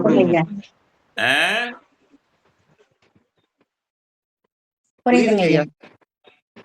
பயனுள்ள வகுப்பா? ஆமாங்க சார், பயனுள்ள வகுப்பு. கண்டிப்பா போடுங்க. திரிசூன்யம். இப்போ திரிசூன்யம் அப்படின்னு சொல்றது என்ன அப்படின்னு சொல்லும் பொழுது, சூரியன் சந்திரன், சூரியனிடமிருந்து சந்திரன் விலகக்கூடிய ஒவ்வொரு 12 பாகையினுடைய அந்த கேப் தான் திதி அப்படின்னு சொல்றோம். சமஸ்கிருதத்துல ஒரு நாள் அப்படின்னு சொல்றோம். கரெக்டா? ஒரு நாள் அப்படின்றோம். அதாவது 1, 2, 3 அப்படின்னு சொல்றோம். சரி, இப்படி பார்க்கக்கூடிய சிச்சுவேஷன்ல அமாவாசை திதிக்கும் பௌர்ணமி திதிக்கும் எந்த ராசிகளும் சூன்யம் அடையாது, இருண்டு போகாது அப்படின்னு சொல்றான். அது ஏன் எதுக்குன்னு சொல்லிட்டு எனக்குன்னு தெரியல. என்ன வந்து காரணம் கேட்காதீங்க, அது முன்னோர்கள் சொல்லியிருக்காங்க. சூரியன் சந்திரனுடைய அமாவாசை திதிக்கும் பௌர்ணமி திதிக்கும் திதி சூன்யம் இல்லை, எந்த ராசியும் திதி சூன்யம் ஆகாது. மற்ற திதிகளுக்கு இது வந்து பாத்தீங்கன்னா சூன்யம் ஆகுதுன்னு சொல்லியிருக்காங்க. ஆனா அதுக்கு என்ன ரீசன் அப்படின்னு சொல்லிட்டு மூல நூல்கள்ல இல்ல. நான் எக்ஸ்டாப்ளிஷ் பண்ணி உங்களுக்கு சொல்றதுக்கு விருப்பம் இல்லை. ஆனா மூல நூல்கள்ல எந்த விஷயங்களும் அது இல்லை, திரிசூன்யம் மட்டும்தான் இருக்கு. இந்த வீடுகள் இருண்டு அடிக்குது அப்படின்னு பாடல்கள் மூலமா இடம்பெற்றிருக்கு. ஐயா, நான் சொன்னது புரிஞ்சுதா? மேற்கொண்டு கற்பனைகளை நீங்க வளர்த்துக்கினா அது நான் பொறுப்பு கிடையாது. எனக்கும் குருமார்கள் சொல்லியிருக்காங்க, அதுல எனக்கு உடன்பாடும் இல்லை. என்னுடைய டீச்சிங் இப்படிதான். மேற்கொண்டு ஞானம் படிச்சிருக்கேன், அதுல எனக்கு உடன்பாடு இல்லை. நானும் வந்துட்டேன், வெளியே வந்துட்டேன். ரைட். அப்படின்னு சொன்னா திதி சூன்யத்துல அதிகப்படியான வேலை செய்யுது, ரொம்ப தாக்கம் கொடுக்குது இது. அதை மட்டும் நீங்க வந்து பாத்தீங்கன்னா எந்தெந்த திதிக்கு எந்தெந்தனுடைய ராசிகள் திதி சூன்யம் ஆகுதுன்னு மட்டும் இப்ப எழுதிக்கங்க. அமாவாசை பௌர்ணமிக்கு எந்தனுடைய ராசிகளும் திதி சூன்யம் அடைவதில்லை. திதி சூன்ய தோஷம் இல்லை. திதி சூன்யத்தினுடைய தோஷம் இல்லை.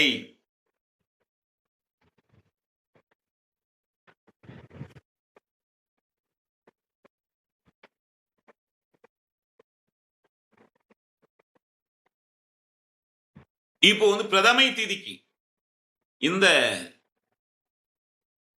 பிரதமை திதிக்கு அது வளர்ப்பிறையுடைய பிரதமையா இருக்கலாம், தேய்பிறை பிரதமையா இருக்கலாம். திதி என்றது 2 திதி. சரி, இப்போ வந்து பிரதமை திதிக்கு துலாம் வீடும் மகர வீடும் திதி சூன்யம். துலாம் வீடும் மகர வீடும் திதி சூன்யம்.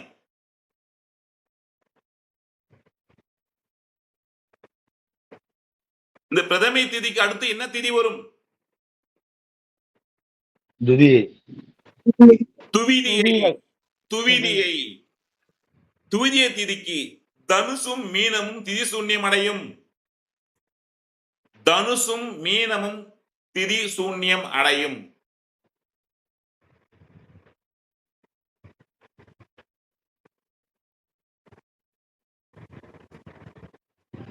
மூன்றாவது நாள் திரிதியை பாருங்க. திரிதியை, திரி என்றால் 3, திரிதியை. இந்த திருதியை தீதியில பிறந்தவங்களுக்கு சிம்மமும் மகரமும் திதி சூன்யம் அடையும். சிம்ம ராசியும் மகர ராசியும் திதி சூன்யம் அடையும்.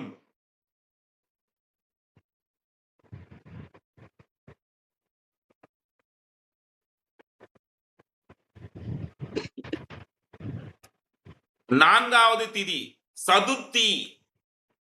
சதுர்த்தி ரிஷபராசியும் கும்பராசியும் திதி சூன்யம்.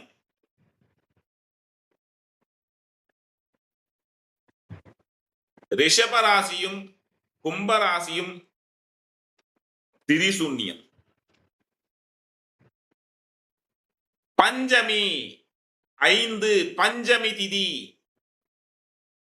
மிதுனமும் கன்னியும் திதி சூன்யம். மிதுனமும் கன்னியும் திதி சூன்யம்.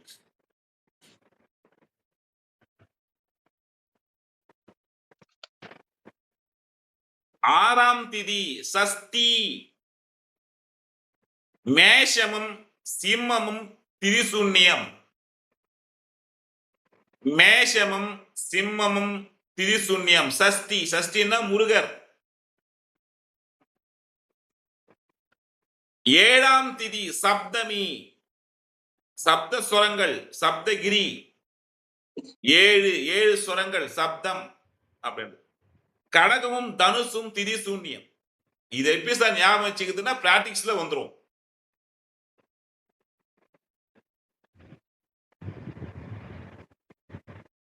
ஐயா அஷ்டமி 8 அஷ்டமி. சந்திராஷ்டமி, சந்திராஷ்டம் அப்படின்னு சொல்ல அஷ்டமி. இன்னைக்கு அஷ்டமி திதிபா அப்படின்னு ஜோசியம் தெரியாதவங்க கூட சொல்லுவான். இன்னைக்கு அஷ்டமி வேணாம், நாளைக்கு நவமி வேணான்னுவான். அஷ்டமி திதியில பிறந்தவங்க யாரு? நவமி திதியில பிறந்தவங்க யாரு? கிருஷ்ணர் அஷ்டமி. கிருஷ்ணர் ராமர். அப்போ அஷ்டமி திதிக்கு வந்து பாத்தீங்கன்னா மிதுனமும் கன்னியும் புதனுடைய 2 வீடுகள். புதனினுடைய 2 வீடுகள் மிதுனமும் கன்னியும் திதி சூன்யம்.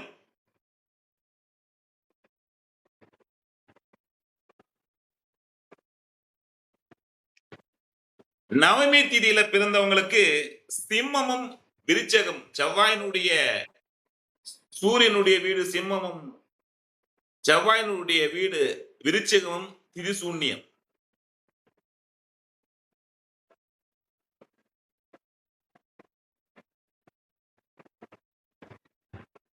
தசமி திதியில பிறந்தவங்களுக்கு சிம்மமும் விருச்சகம். நவமி தசமி 2த்துக்கும் அதேதான்.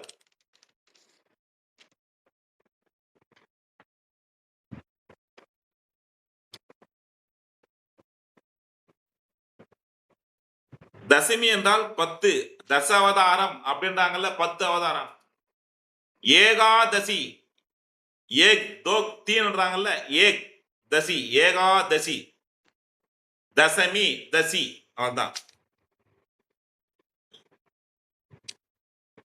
ஏகாதசிக்கு தனுசும் மீனமும் திரிசூன்யம்.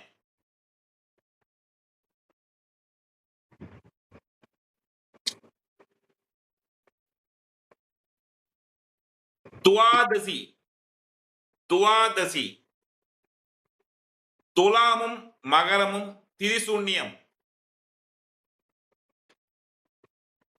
துலாமும் மகரமும் திரிசூன்யம்.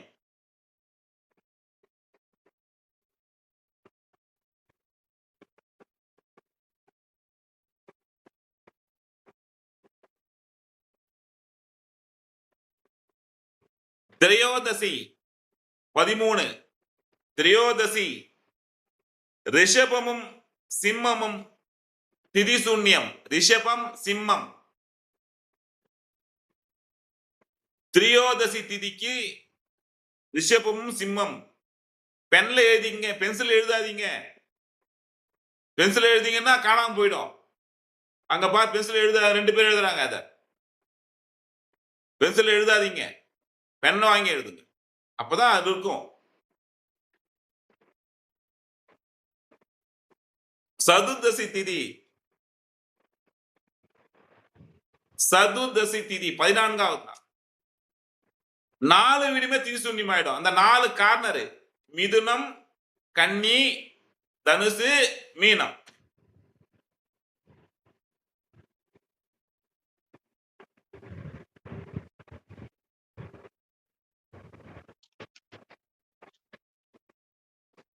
சரி, அதுக்கப்புறம் அமாவாசையோ பௌர்ணமியோ வந்துடும். அந்த அமாவாசை பிறந்தவர்களுக்கு, பௌர்ணமி பிறந்தவர்களுக்கு திரிசூன்யம் இல்லை. இப்போ ஒரு கட்டம் போடுங்க. இப்போ ஒரு கட்டம் போடுங்க.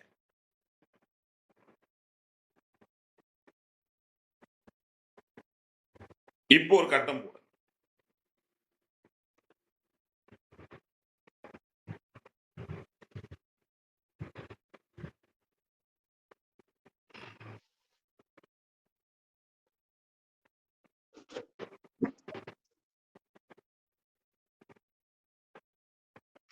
போட்டுங்க சார்.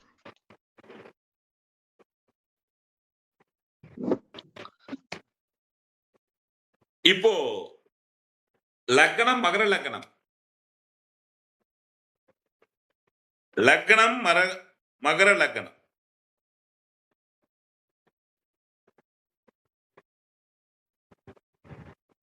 திரியோதசி திதியில பிறந்திருக்காங்க.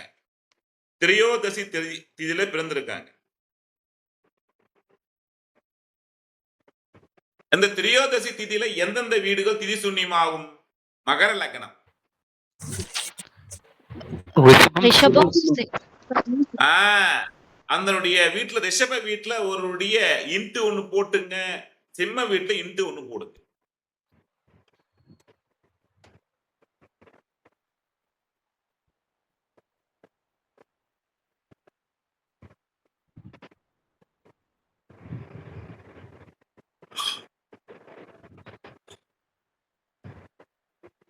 கரெக்டா? என்ன பண்ணோம்? இப்போ நான் வந்து கேட்டேன். இப்போ இவரு வந்து பாத்தீங்க அப்படின்னு சொன்னா திரியோதசில திதியில பிறந்திருக்காரு. 13வது திதியில பிறந்திருக்காரு. இவருக்கு மகர லக்னம் 5ஆம் வீடும் 8ஆம் வீடும் திரிசூன்யம் ஆயிச்சா? மகர வீட்டுக்கு எந்தெந்த வீடுகள் திரிசூன்யமா இருக்கு? ரிஷபமும் சிம்மம் 4 7ங்க ஐயா. 5 8 தான் கரெக்ட். 5 8 தான்.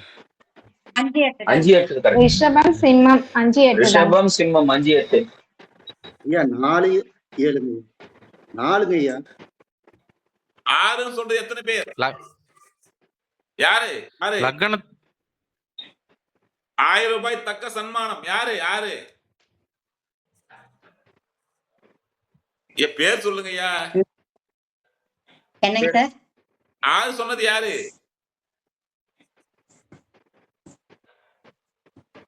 என்ன பரிசு வாங்கறதுக்கு வரமா யார் அது ஐயா? மகரம் போட்டுங்க.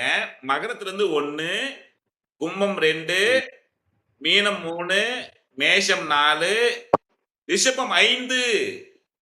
5 தானே வரும். மிதுனமா இருந்தா தானே 6 வரும். மகரத்துல இருந்து எண்ணுங்க. மகரம் 1, கும்பம் 2, மீனம் 3, ரிஷபம் மேஷம் 4, இந்த ரிஷபம் 5. அப்படியே சிம்மம், அதுக்கப்புறம் மிதுனம் 6, கடகம் 7, சிம்மம் 8. ஐயா இந்த 6 சொன்னவங்களுக்கு புரிஞ்சுதா?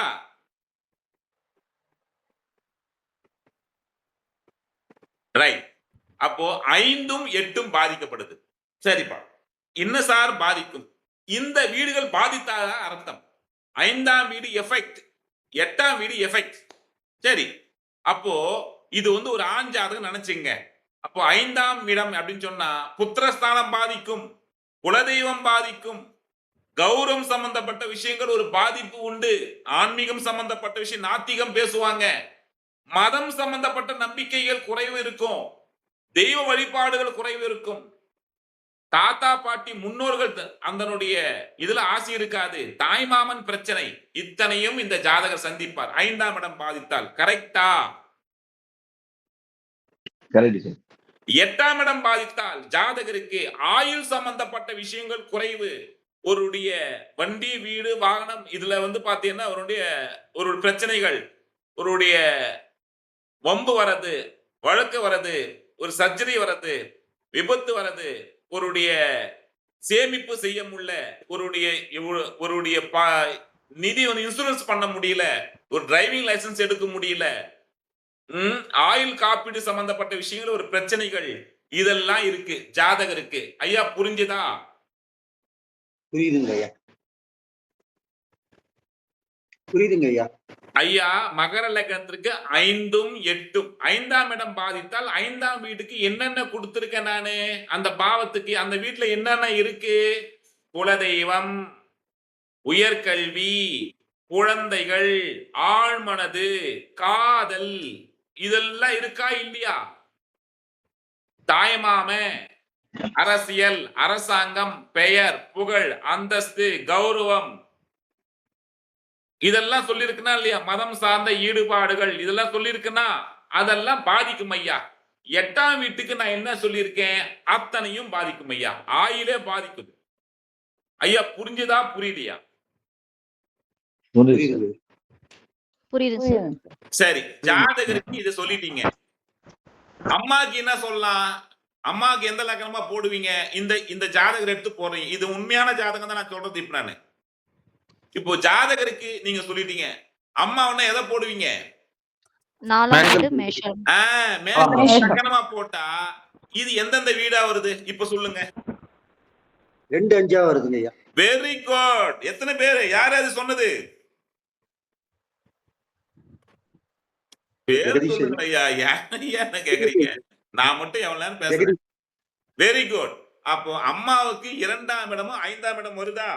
மேஷ லக்னமா போட்டீங்கன்னா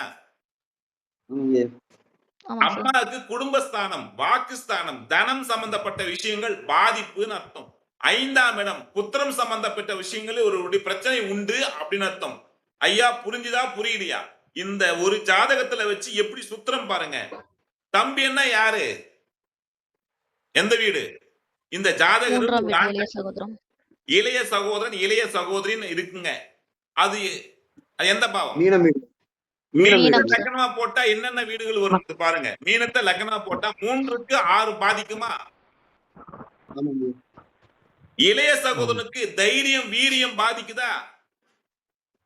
3ஆம் மாங்கல்ய ஸ்தானமா? இளைய சகோதரிக்கு இளைய மாங்கல்யம் சம்பந்தப்பட்ட விஷயம், திருமணம் சம்பந்தப்பட்ட விஷயங்கள் ஒரு பிரச்சனை இருக்குமா?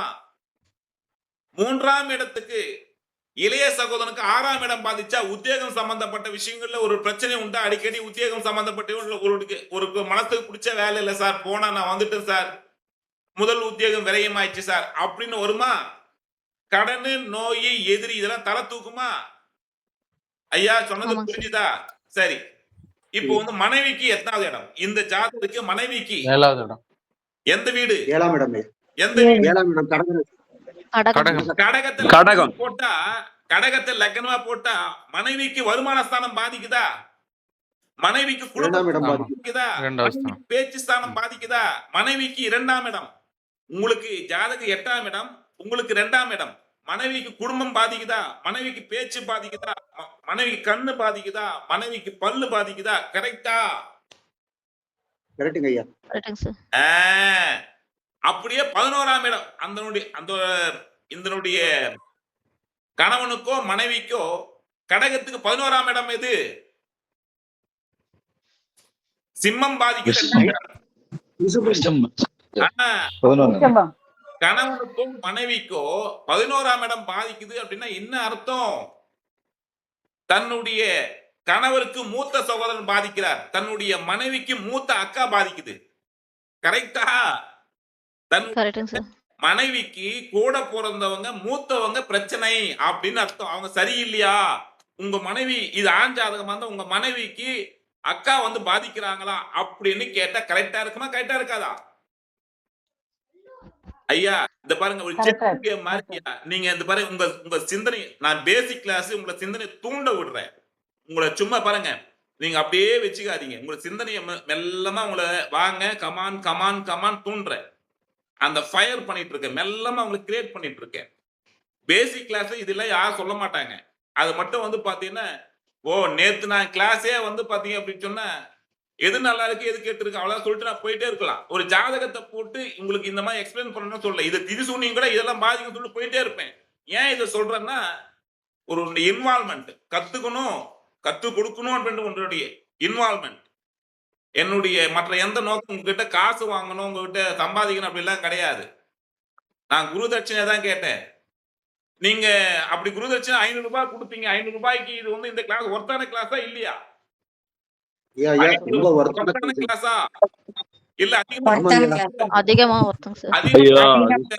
கம்மியா கொடுத்துருக்கோம் ஐயா. கம்மியா கொடுத்துருக்கோம் ஐயா.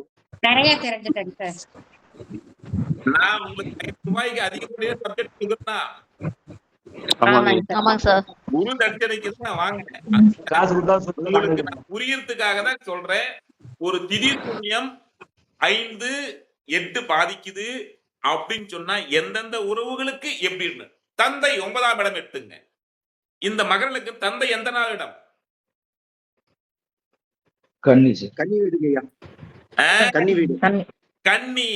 கன்னிக்கு சிம்மமும் இந்த பக்கம் ரிஷபமும் அவருக்கு என்னென்ன வீடா வரும்? 9, 9 and 12ங்க சார். நல்ல கேட்டுங்க. அவங்க அப்பாக்கு அவங்க அப்பா சரியில்லை. எப்படி? அவங்க அப்பாக்கு தந்தைக்கு அப்பா சரியில்லை, ஜாதகருக்கு தாத்தா சரியில்லை. இங்க பாருங்க, ஜாதகருக்கு தாத்தா சரியில்லை, 5ஆம் இடம் தாத்தா.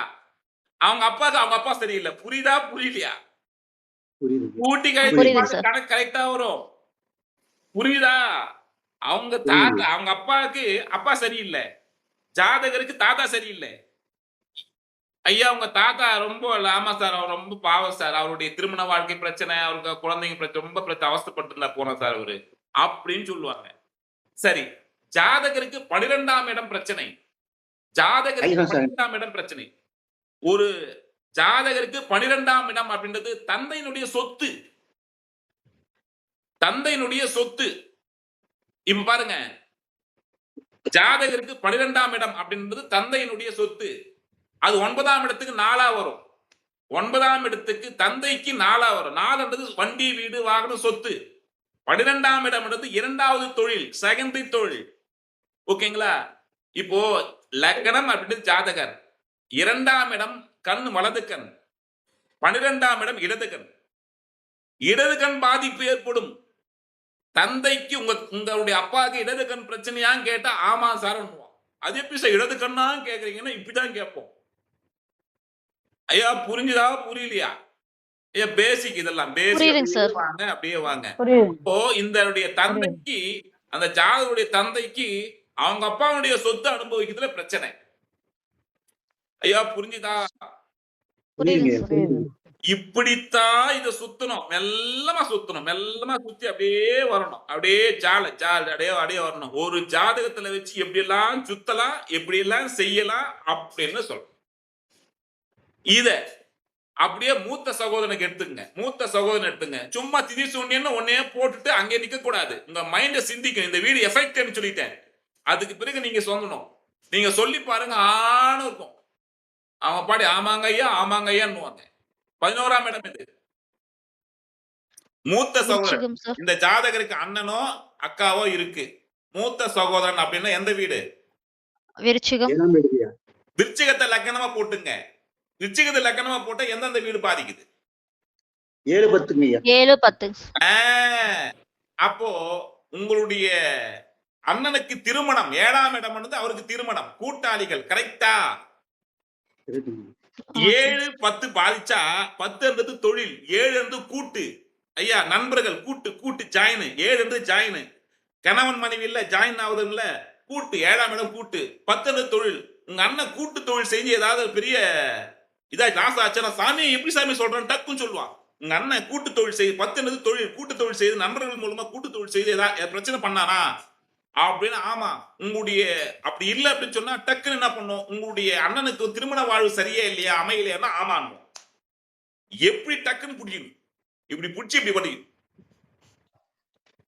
சரி, உங்க ரொம்ப அட்வான்ஸா போறேன். யோகா சார் நீங்க மட்டும் கம்முன்னு கேட்டு என்ன அர்த்தம்? ரொம்ப அட்வான்ஸா போக கூடாது. அந்த திரிசூன்யத்தை மட்டும் திருப்புறேன். புரிஞ்சுதா புரியலையா? புரியுதுங்க சார். புரிஞ்சதுங்க சார். புரிஞ்சுங்க ஐயா, புரிஞ்சது. அது வந்து ஒரு அடுத்த உயர்நிலையில போகும்போது ஒரு ஜோதிடத்தை எப்படி ஆய்வு செய்யணும்னு சொல்லிட்டு 12 பாவங்களை படிக்கும் போது உங்களுக்கு பிரிச்சு போட்டு பிரிச்சு கொடுத்துருவோம். பிரிச்சு கொடுக்கும் போது படிக்கிறதுக்கு அவ்வளவு ஆனந்தமா இருக்கும். அடப்பா அப்படின்னு சொல்லிட்டு இவ்வளவு பிரச்சனை இருக்கா, இவ்வளவு விஷயம் இருக்கா. திதி சூன்யம் அப்படின்னா இவ்வளவு இருக்கா. பாதகாதிபதி எங்க உட்கார்ந்துட்டு இருக்கான், 6 கூடியவன் எங்க உட்கார்ந்துட்டு இருக்கான், 8 கூடியவன் எங்க உட்கார்ந்துட்டு இருக்கான், 12 கூடியவன் எங்க உட்கார்ந்துட்டு இருக்கா, காப்பாற்றக்கூடிய லக்னாதிபதி எங்க உட்கார்ந்துட்டு இருக்கான், 5 கூடியவன் எங்க இருக்கான், 9 கூடியவன் எப்படி இருக்கான், 11 கூடியவன் எப்படி இருக்கான், என்ன திசை போகுது, தசாநாதம் வாங்கின சாரம் என்ன, அவர் 3 கிரக பார்வையா 1 கிரக பார்வை எந்தெந்த வீட்டுல உட்கார்ந்துட்டு இருக்கா, தசாநாதம் நடத்தக்கூடியவன் யாரு, அவர் வீட்டை யாரு உட்கார்ந்துட்டு இருக்கா, இப்போ என்ன திசை என்ன புத்தி போகுது, இவருக்கு என்ன வயசு, ஆனா பெண்ணா, சின்ன வயசா, என்ன சொல்லணும், அந்த தகுந்த மாதிரி பலன் சொல்லக்கூடியதான் ஜோதிட கலை. சரி, ரொம்ப வந்து பாத்தீங்கன்னா யோசிக்காதீங்க, அப்படியே கூட வாங்க. ஓகேங்களா? அப்படியே மெல்லமா தாளாட்டிட்டே போவோம். இதுவரை ஏதாவது சந்தேகம் இருக்கா?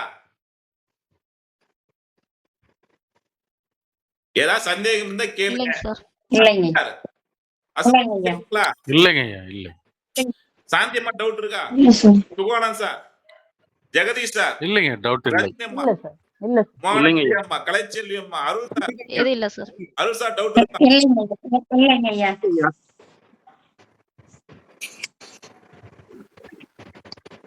எந்த ஒரு கல்வியை படிச்சாலும் இந்த கல்வியை வந்து ரொம்ப இம்பார்ட்டன்ட், படிங்க. உங்க வாழ்விலே நீங்க வந்து பார்த்து அசைத்து கொள்ளலாம். எப்படி எல்லாம் சூட்சுமத்தை வச்சிருக்கா, நம்மளுடைய பிறந்தனுடைய கர்மா என்ன அப்படின்னு சொல்லிட்டு. சரி, வேலன் சார், வேலன் சார் புரியுதுங்களா?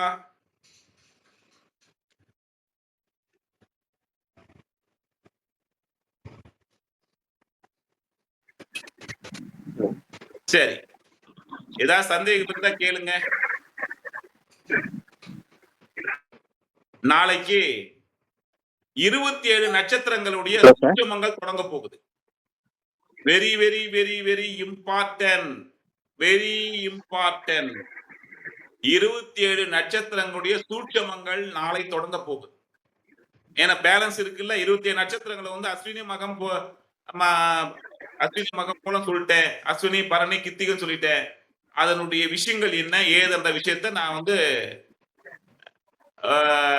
உங்களுக்கு தகவலா கொடுத்துருவேன்.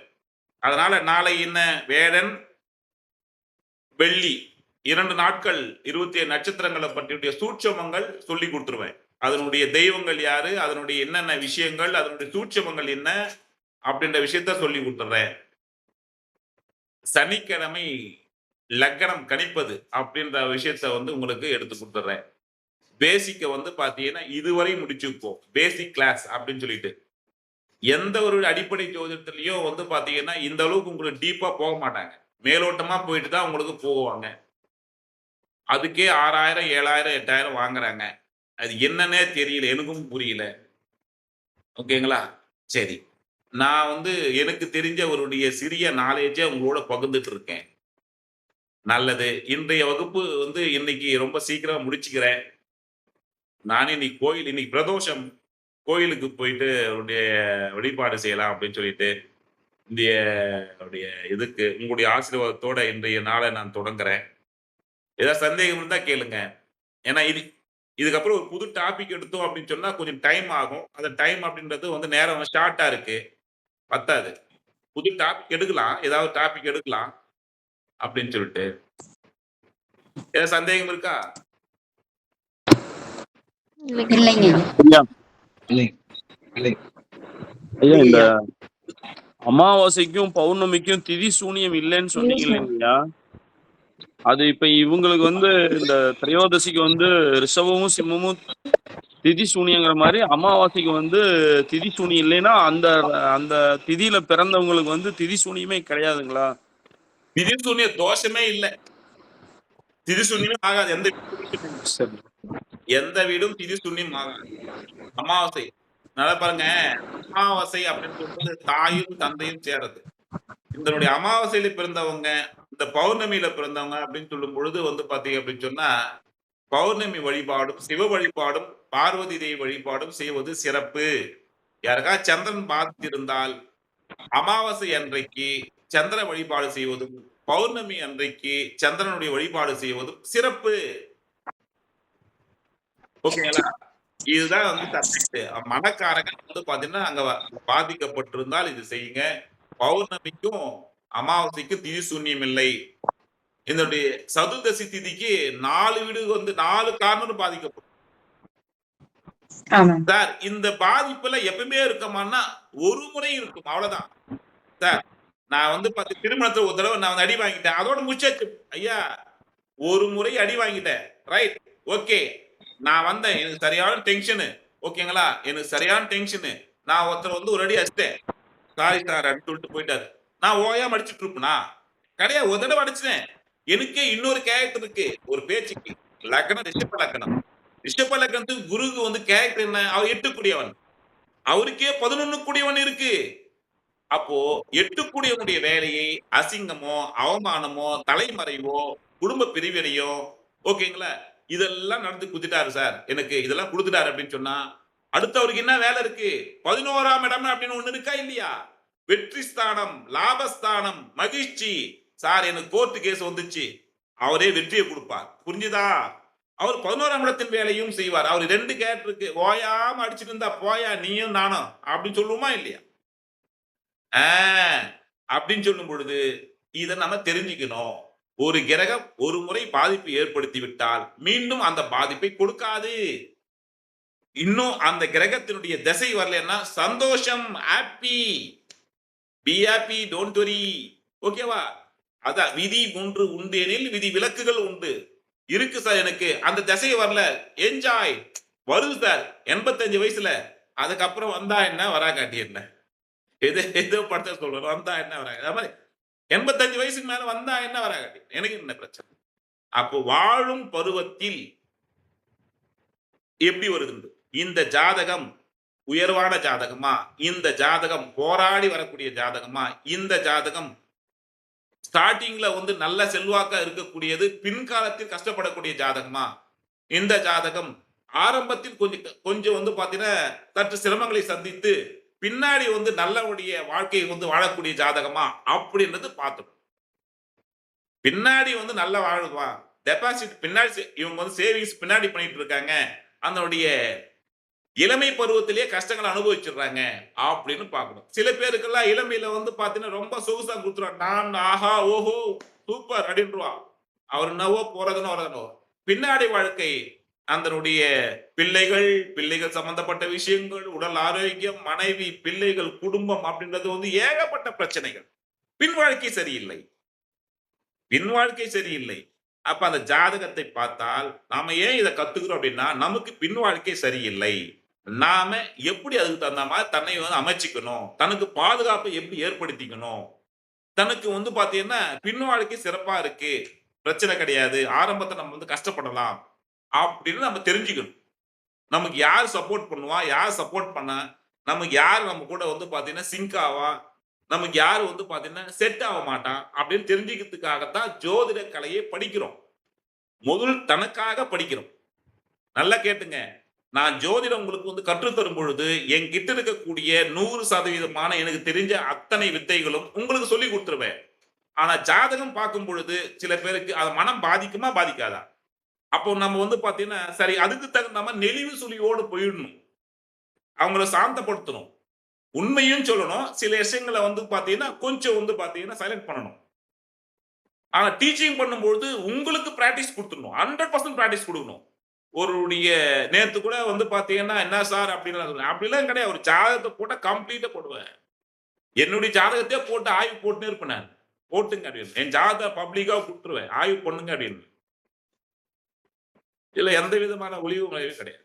அதனால் டீச்சிங் பண்ணும் பொழுது கம்ப்ளீட்டா உங்களுக்கு வந்து பாத்தீங்கன்னா மத்தமே வெளிப்படையா வரும். ஜாதகம் பார்க்கும் பொழுது எந்த ஏற்றம் எந்த இறக்கம் அப்படின்னு பார்த்து பலன் சொல்லணும். அவ்வளவுதான், வேற விஷயம் கிடையாது. இதுல ஒரு சந்தேகம் இல்லையா? இப்ப குரு பார்வை பார்த்தா இது ஏதாவது விமோச்சனம் உண்டு இந்த திதி சூன்யத்துக்கு? ஐயா, குரு பார்வை பார்க்குது அப்படின்னு சொன்னா நல்லா கேட்குது. குரு வந்து பாத்தீங்கன்னா வீட்டோ பவர் மாதிரி. அந்த வீட்டோ பவர்ன்றது வந்து பாத்தீங்கன்னா இயற்கையாகவே அந்தனுடைய குரு 9ஆம் ஆதிபத்தியம் 12ஆம் ஆதிபத்தியம் பெற்றிருக்கார். கரெக்டா? நல்ல உங்களுடைய ஜாதகத்தை குரு எங்கெல்லாம் பாக்குறாரோ அது சார்ந்த விரயங்கள் கண்டிப்பாக நடக்கும். நேச்சுரா அது சார்ந்த விரயம் ஒண்ணு உங்களுக்கு வந்து அவுட்டு. அந்த விரயம் சந்திச்ச பிறகு உங்களுக்கு வந்து பாத்தீங்க அப்படின்னு சொன்னா பேரும் புகழும் கிடைக்கும். அவனுக்கு 2 விதம் இருக்கு. குருனை நல்ல நினைச்சுக்காதீங்க. குரு வந்து பாத்தீங்கன்னா ரொம்ப பேரு இந்த ஆள் பெரிய மனுஷன் சொல்லியே வந்து பாத்தீங்கன்னா அப்படியே டாப்ல வச்சிட்டாங்க. ஆனா அவனுக்குள்ள இன்னொரு அந்நியன் இருக்கான்னு யாரும் பார்க்க மாட்டாங்க. குருவுக்கு தனுசு வீடும் மீன வீடும் 2 வீடு இருக்கு. அப்போ தனுசு வந்து பாக்யாதிபதி அப்படின்ற கேரக்டரும் இருக்கு, விரையாதிபதி என்ற கேரக்டரும் இருக்கு. அவனுக்கு 2 கேரக்டர் இருக்கு. அந்த குரு பார்க்கக்கூடிய எந்தெந்த வீடோ அதை சார்ந்த விரயங்கள் கண்டிப்பாக உண்டு. எந்த வீட்டை பார்க்குதோ அந்த வீட்டை பூஸ்டப் பண்ணி கொடுத்துருவார். அந்த வீட்டை வந்து பாத்தீங்க அப்படின்னு சொன்னா டெவலப் பண்ணி கொடுத்துருவார். 6ஆம் வீட்டை பார்த்தாரா கடன், நோய், எதிரி, உத்தியோகத்தை வலுப்படுத்துவார். இங்க தப்பா யாராவது டீச்சிங் பண்ணாருன்னா ஒத்துக்காதீங்க. குரு பார்த்தாருன்னா மட்டப்படும், கண்ட்ரோல் படும் அப்படின்னு நினைச்சுக்காதீங்க. குரு பார்த்த வீடு வந்து கண்ட்ரோல் ஆகாது. அந்த வீடு பூஸ்டப் பண்ணி கொடுக்கும் சார். அந்தனுடைய குருவினுடைய கதிர்கள் இந்த பாவத்தில் விழும்போது அந்த வீடு சம்பந்தப்பட்ட விஷயங்கள் அந்த வீட்டில் இருக்கக்கூடிய என்னென்ன ஆதிபத்தியம் இருக்கோ அதெல்லாம் வலுப்பெறும் சார். இவ்வளவுதான் சார் கான்செப்ட். அது கண்ட்ரோல் பண்ணாது. புரிஞ்சுதா புரியலையா? வலுப்பெறும். இவ்வளவுதான் விஷயம். குருவும் ராகுவும் எந்த வீட்டோடு தொடர்பு இருக்கோ, ராகு பார்த்தாரு ஒரு வீட்டை பார்க்கறாரு, 3-11 பார்க்கறாரு, ராகுவோடு இருக்கக்கூடிய கிரகங்கள் 10 மடங்கு டெவலப் பண்ணி விட்டுரும். அப்போ ராகுவோட சுக்கிரன் இருக்கிறவங்க காமத்தின் சம்பந்தப்பட்ட விஷயங்கள் அதிகப்படுத்தி விட்டுரும். பார், ஒரு நன்மை ஒண்ணுண்டா தீமை ஒன்று. அப்போ இதனுடைய செக்ஷுவல் சம்பந்தப்பட்ட விஷயங்கள் அடிக்கடி பேப்பருங்கள்ல ஒரு மாதிரி டிஃப்ரெண்ட் கேரக்டர்ல சைக்கோங்கெல்லாம் வராங்க இல்லையா? இந்த மாதிரி வராங்க இல்லையா? அப்போ அதுல போய் பார்த்து அவங்க ஜாதகத்தை போய் நீங்க போய் பாருங்க, ஆய்வு எடுத்து பாருங்க அப்படின்னு சொன்னா ராகு சுக்கிரன் வந்து ரொம்ப டேமேஜா இருக்கும். அப்ப ராகு வந்து 1 மடங்கு விடத்தை 10 மடங்கா டெவலப் பண்ணி கொடுக்கும். மல்டிப்ளை பண்ணக்கூடிய கிரகம் தான் ராகு. குரு பூஸ்டப் பண்ணி கொடுக்கும். சனி பகவான் பிரேக், ஒரு வண்டி போயிட்டு 100 கிலோமீட்டர் ஸ்பீட்ல போயிட்டுங்கன்னா அந்த சனி பகவான் தேவை பிரேக் அடிக்கிறது, தடை. அப்படியே ஒரு ஸ்பீடு தடை போடுறா பிரேக் அப்படின்னு சொல்ற ஸ்பீட் பிரேக் வரும்போது சனி அப்படின்னு நினைச்சுக்கணும். ஸ்பீட் பிரேக் வருது இல்ல, அங்க சனி அப்படின்னு நினைச்சுக்கணும். இப்படிதான் ஜோதிடத்தை நாம புரிஞ்சுக்கணும். மெதுவாக போகக்கூடிய கிரகம் சனி, ஸ்பீடா போடக்கூடிய அந்த கிரகம் எது? சந்திரன், செவ்வாய். இதெல்லாம் அன்பா பேசக்கூடியது அட்வைஸ் பண்ணக்கூடியது குரு. சிரிச்சு சிரிச்சு காமெடியா பேசக்கூடியது எது? புதன். அதிகாரமா பேசக்கூடியது யாரு அப்படின்னு சொன்னா சூரியன். ஓகேங்களா? ஏடா கூடமா பேசக்கூடியது யாரு? செவ்வாய். எப்பவுமே வந்து பாத்தீங்கன்னா அவருடைய தேவையில்லாத விரக்தியா பேசுறது வந்து பாத்தீங்கன்னா சனி. ராகு பேசினா வந்து ஏமாற்ற வேலையை பேசுறான், தந்திரமா பேசுறான், அது பஞ்சதந்திரம் அப்படின்னா சீட்டிங் பண்ற பாருங்க. மோடி மஸ்தான டிடுக்கணுவான். கையில இங்க இருக்கு மேஜிக் எல்லாம் பண்ணுவான்ல. இந்த பாரு, இந்த கையில வந்து 5 ரூபாய் இருக்கு, இந்த கையில 10 ரூபாய் வந்துச்சு பாத்தியான்னு. இதுதான் ராகு வேலை. பாத்தியா பாத்தியா, இதுதான் ராகு வேலை. மோடி மஸ்தான் வேலை காட்டுவான். இப்படி ஒவ்வொரு கிரகத்தின் சுக்கிரன் இனிமையா பேசுவாங்க. சுக்கிரன் ஆதிக்கம் இருக்கிறவங்க ஸ்வீட்டா பேசுவாங்க. அப்படியே பேச்சு கேட்கலாமான்னு இருக்கும். சொகுசு கிரகம். இப்படி ஒரு கிரகத்துக்கு சம்பந்தப்பட்ட விஷயங்கள் இருக்கு. வாங்க, இன்றைய வகுப்பு வந்து பாத்தீங்கன்னா உங்களுக்கு இதே வந்து இது பண்ணலாம், உங்களுக்கு நிறைவுபடலாம். இந்த வீடியோ மட்டும் அனுப்புறேன் நான் உங்களுக்கு. நன்றி, வணக்கம். மீண்டும் நாளை. நன்றி. Thank you sir. வணக்கம் சார். தேங்க்யூ மிக்க மிக்க நன்றிங்க ஐயா. நன்றி. வாழ்த்துக்கள் சார்.